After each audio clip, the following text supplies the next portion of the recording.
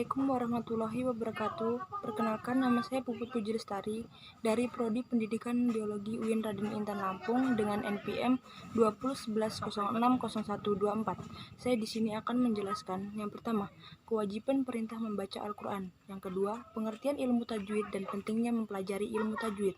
Yang ketiga, memberikan pengajaran tentang membaca Al-Quran, surat Al-Fatihah dengan baik dan benar sesuai dengan ilmu tajwid.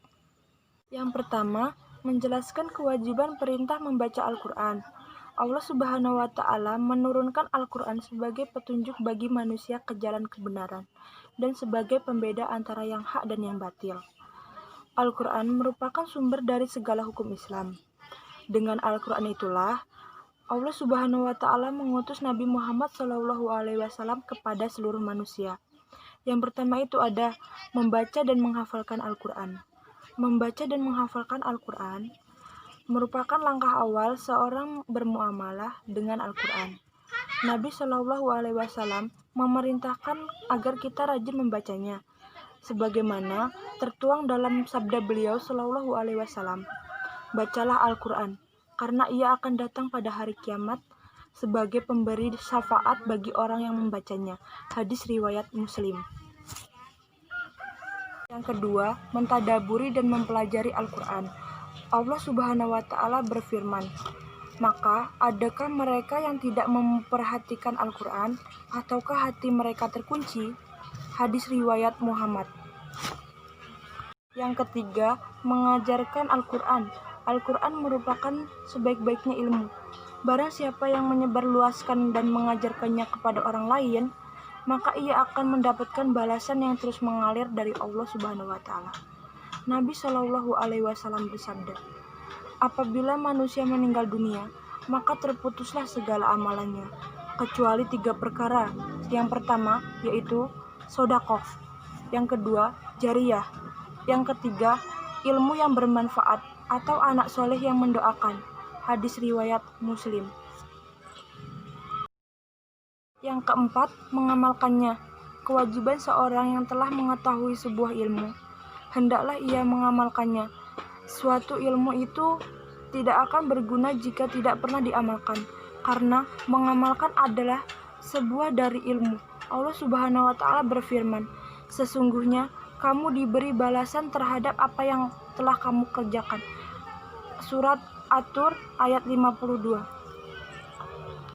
Selanjutnya, itu ada wujud memuliakan Al-Quran. Hendaklah kita menjaga adab-adab saat membacanya. Yang pertama, membaca dalam keadaan sempurna atau suci. Yang kedua, membaca dengan tartil dan tidak tergesa-gesa. Yang ketiga, selalu khusyuk ketika membaca. Yang keempat, seorang yang membaca Al-Quran hendaklah menyembunyikan suaranya jika khawatir akan menimbulkan riya. Kedua itu menjelaskan pengertian ilmu tajwid dan pentingnya mempelajari ilmu tajwid. Ilmu tajwid adalah suatu ilmu yang mempelajari bagaimana cara menyembunyikan atau mengucapkan huruf-huruf yang terdapat dalam kitab suci Al-Quran. Pengertian lain dari ilmu tajwid yaitu menyampaikan dengan sebaik-baiknya dan sesempurna dari tiap-tiap bacaan Al-Quran. Apa itu ilmu tajwid? Yaitu bagian dari ulumul Quran yang perlu dipelajari. Ilmu tajwid mempunyai syarat-syarat, tujuan, fungsi, dan objek. Tajwid merupakan bentuk masdar, berakar dari fi'il madhi yang berarti membaguskan. Yang pertama itu, tujuan mempelajari ilmu tajwid. Pertama, agar pembaca dapat menghafalkan huruf-huruf hijaiyah dengan benar. Yang kedua, agar dapat memelihara kemurnian bacaan Al-Quran. Yang ketiga, menjaga lisan pembaca agar tidak terjadi kesalahan yang mengakibatkan perbuatan dosa. Selanjutnya, itu ada hukum mempelajari ilmu tajwid. Menurut Muhammad Mahmud, hukum mempelajari ilmu tajwid adalah fardu kifayah, yaitu kewajiban yang boleh diwakilkan oleh sebagian orang muslim saja. Sedangkan praktik pengalamannya yaitu fardu ain, yaitu kewajiban yang harus dilakukan oleh seluruh pembaca Al-Quran. Allah Subhanahu wa Ta'ala berfirman, "Dan bacalah Al-Quran itu dengan yang tertil." Quran Surat Al-Muzammil ayat 4. Lafal di atas mempunyai dua makna. Yang pertama, makna hisiah, yaitu dalam pembacaan Al-Quran diharapkan tenang, pelan, tidak tergesa-gesa, disuarakan dengan baik. Yang kedua, makna maknawi, yaitu dalam membaca Al-Quran diharuskan dengan ketentuan tajwidnya, baik itu berkaitan dengan makroj, sifat, mat, waqaf, dan sebagainya. Baiklah, di sini saya akan membacakan surat Al-Fatihah dengan baik, dan nanti juga saya akan menjelaskan tajwid-tajwid yang ada di dalam surat Al-Fatihah tersebut. A'udzubillahi minasyaitonir rajim. Bismillahirrahmanirrahim. Alhamdulillahi rabbil alamin. Ar-Rahmanir-Rahim. Maliki yaumiddin. Iyyaka na'budu wa iyyaka nasta'in. Ihdinas siratal mustaqim. Siratal ladzina an'amta 'alaihim ghairil maghdubi 'alaihim waladdallin. Amin.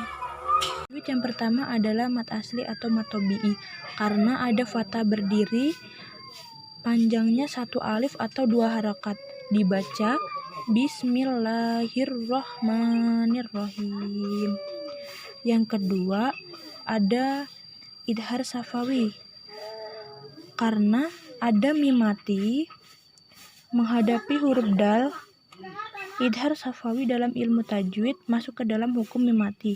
Cara membacanya, hukum bunyi huruf mim terdengar jelas atau tidak dengung.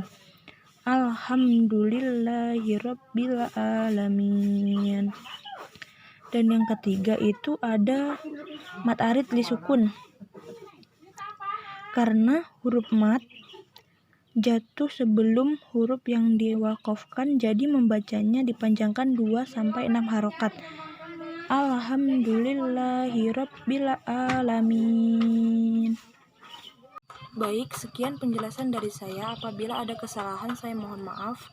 Saya akhiri. Wassalamualaikum warahmatullahi wabarakatuh.